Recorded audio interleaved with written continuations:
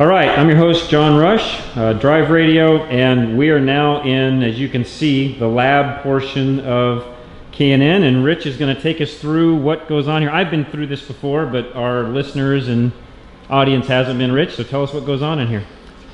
Okay, what you see, and you probably see it at anything on forums or just talking about filters in general, and that could be air filters, oil filters, any kind of filters. How efficient are they? So like in air filters, you'll see, okay, it's 98% efficient, 99% efficient. Some filters, Mopars, some other brands that you'll see out there, they actually have an efficiency number stamped on it. It might say 98 point something, or it might say 99% efficient. How do you know that? And what does that mean? Well, that's an ISO 5011 test, and that's what this entire room is set up for. ISO 5011. This room runs at 70 degrees, 50% humidity.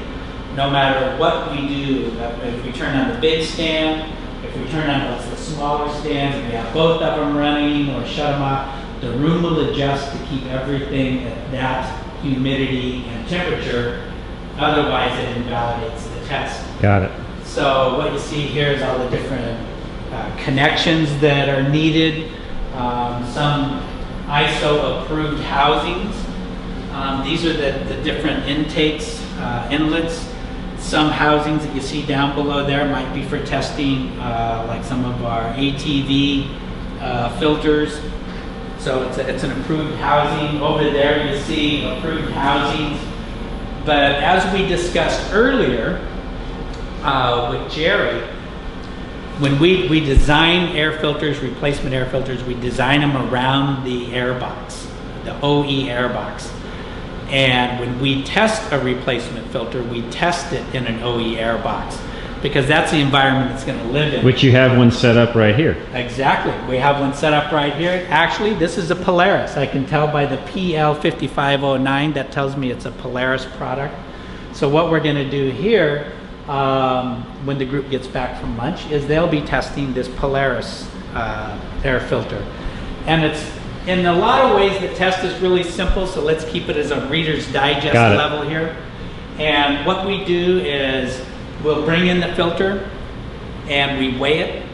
A nice new fresh filter out of inventory typically, or depends if it's a competitor's filter. But anyway, we'll bring it in, we'll weigh it. We need to know exactly what that filter weighs, exactly. There's an absolute involved in it.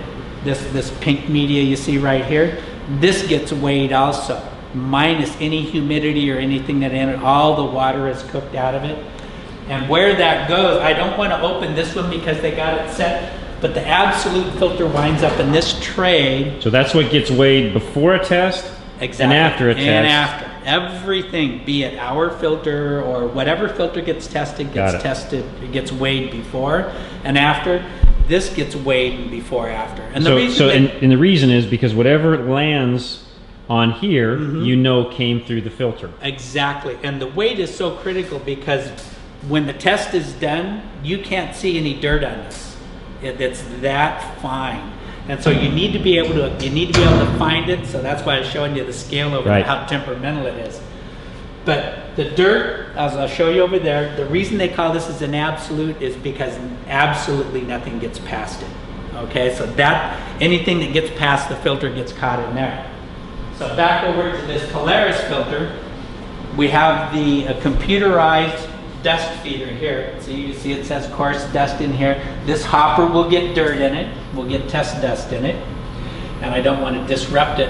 But it gets fed according to the computer at a very specific rate. It'll drop down, the dust will drop down in here, go through the siphon hose, gets injected into here, will come in through the filters here. So you're injecting dust onto the intake side of the filter. On the intake it's under vacuum, I assume, so it's sucking air through. This is connected to a centrifugal blower outside. Got it. Let's say if we're running this filter, let's say we're running it at 140 CFM to grab a number. We have to constantly keep 140 CFM coming through the filter from the beginning of the test, when there's almost no restriction, to the end of the test. So the centrifugal blower will speed up to accommodate the increasing restriction that takes place in here as the dirt gets fed to it. Got it. That has to remain constant. Then any dirt that gets past the filter will come down here and wind up in the absolute. So at the end of the test, this gets weighed again after all of this gets swept out. Anything on the dirty side of the air box gets accounted for.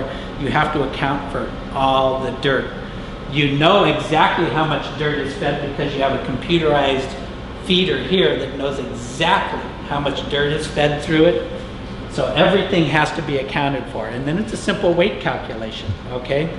The filter stopped 99% of the dirt that was fed to it because the other 2% of the dirt was found either on the dirty side of the air box or here. Got it. So real simple, but it's kind of like cooking in a wok. It takes you 2 hours to get ready for 20 minutes worth of cooking. You know, it's kind of like that. Yeah. All right, Rich, and I've got a couple more questions. We're going to break for just a second. Okay. I'll come back in just a moment. Continue to watch our videos. Drive Radio. I'm your host, John Rush.